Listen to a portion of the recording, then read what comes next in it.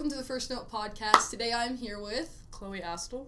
Okay, Chloe, and my question for you today is, what's your favorite band or song?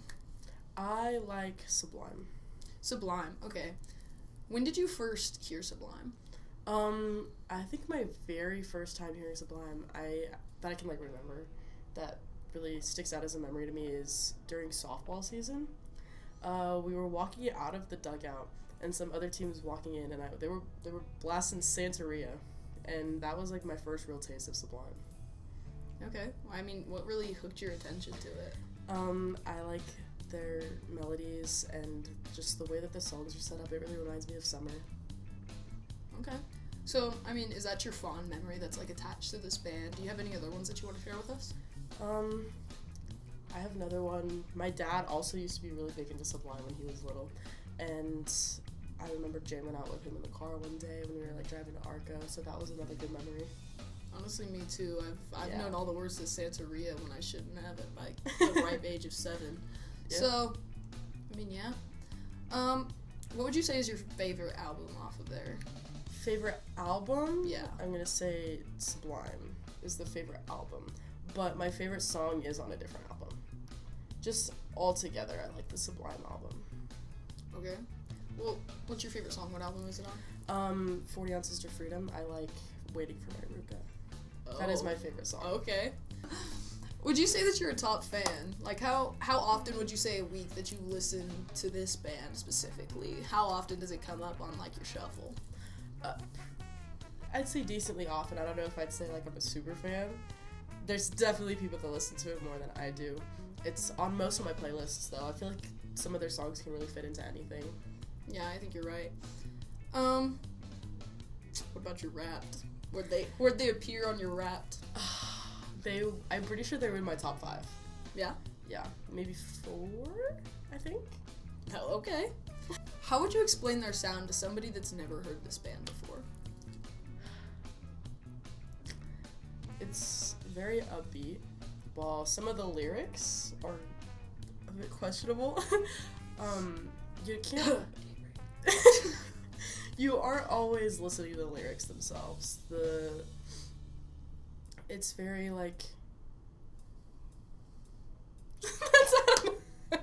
That's how you would explain it? Yeah. Or Oh. That's how I'm explaining it. Okay. I feel that. Yeah. I mean, I guess you kind of already said it about the lyrics, but I was going to say, what stands out to you more, lyrics or melody? Do you resonate with lyrics? Is there any song that really resonates with you? I think if I really resonated with any of the lyrics in any of their songs, I might have some deep down problems. There's a lot of songs about cheating, liking underage girls. They have some very questionable lyrics, and I think if I really was oh man, this hits home, I might need to go to the police. I might go to the police for you, actually. Okay, well, let's do some research on Sublime, and we'll be right back. Welcome back to the First Note podcast. Today I am back with Chloe Astle. Alright, and we jumped in and we did a little bit of research about, Sublime. Did a bit more research. Made sure we were all studied up.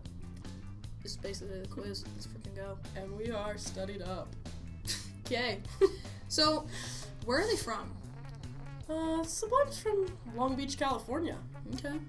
Yeah, did you say true story? I sure did.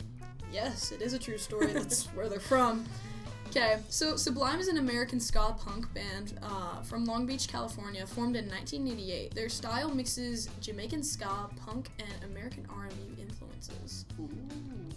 Their original lineup included Bradley Noel, who was their lead vocals and guitar, and then they had Eric Wilson on the bass, and they had Bud Gaw as their drummer. As well as Knowles Dalmatian, the Lou Dog. It became the band's mascot and often appeared on stage with them. Woof. They released multiple projects, but their earlier albums, 40 Ounces to Freedom and Robin the Hood, they really only gained moderate attention since they were released in 1992 and 1994. Has nothing to do with it. Sure doesn't, but that is when they were released.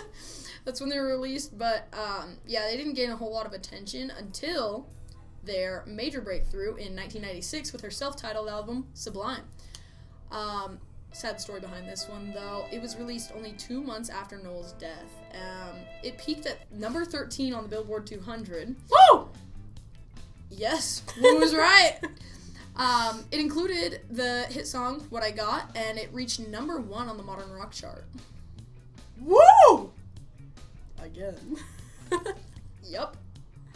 Well, they've actually sold 17 million albums worldwide as of 2009. Yeah. It's pretty good, more than I could do. You don't sing, so... Exactly. In May 1996, Bradley Nowell died of a heroin overdose at the age of 28 in a San Francisco motel the day after the band's final live show. His death led to the band's breakup. That's not good. Although, in 2009, Eric Wilson and Bud Gaw, they attempted to reform the band with a big fan, Rome Ramirez. He loved the band and he was from California, so he knew all the vocals and he was able to participate. Although, when they tried to perform, they got into some legal trouble. They weren't able to use the name Sublime because it was under Noel's estate. And since they didn't inherit it when he died, they weren't able to use it. You gotta get permission.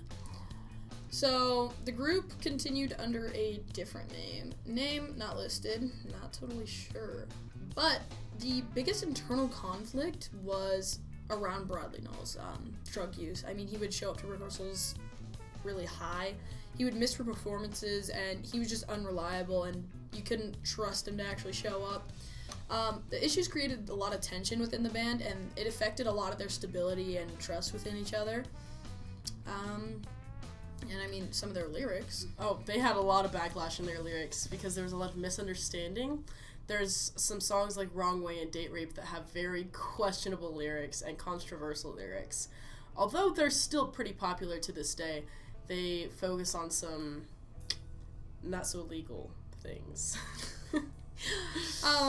So before Noel's death, Sublime was relatively underground, and I mean, after their... Niche. Yes, niche.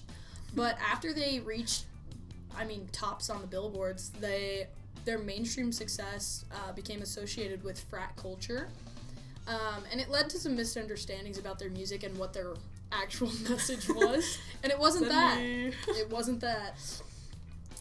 Their first show was actually held July 4th in 1988 in Long Beach, California.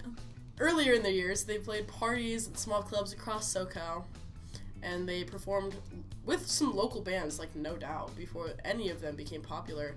And in 1995, they co-headlined in the band's Warped Tour, which was pretty big for them. You know, big niche and all. But with this tour, they were temporarily removed from it just because of unruly behavior from the fans. And the Lou Dog did end up biting about 4 people, and woof. 4th time last straw. They were asked to leave. Their final show was in Petaluma, California, the day before Noel's death on May 25th, 1996. And the 1996 album Sublime, their self-titled album, really became a massive success. It ended up with certified 5 times platinum in 1999, and it had some pretty popular songs including Santeria, Doin' Time, April 29th, 1992, Miami, and What I Got. And they received heavy radio play, and they made the band pretty globally famous. Yeah. So, a couple fun facts about this band. They were often labeled as a stoner band, and goes to show, they did later on have their own brand of weed, cannabis. Another fun fact, the Lou Dog, Noel's Dalmatian, wandered freely on stage during shows. Probably, why he bit 4 people during the tour. Not great. Keep it on a leash. Yeah, and in 1999, they secretly recorded music at a night in a college studio with a guy named Michael Miguel, and he would help them sneak onto the campus. It was insane. That was Miguel's college, and he invited them to hey guys, sneak on after hours. Yeah. And then after Noel's death, his widow, Troy Holmes Noel, and Courtney Love actually worked together with the Partnership for a Drug-Free America to create an anti-drug PSA. Yeah. After Noel and Cobain's deaths. Yeah. Even though Sublime had a really bittersweet story, they still ended up with massive success, and it came at a huge cost. But, I mean, they changed music forever. Bradley Nowell never got to see how much his work became, but I think it's what makes their legacy so powerful for them. And now they're actually pushing forward. They were able to bring in a new lead singer and guitarist, and it's actually Noel's son, Jacob. Jacob Nowell. He's performing with them, and they're releasing a new album soon, I believe, right? Yeah, Till the Sun Explodes, actually. That's the first song on their album there, and I believe it comes out May 20-something. Sometime around then. Sometime around May. We'll be looking out for that. Thank you for watching. Don't forget to like and subscribe. Oh! And hit that bell. Oh, no!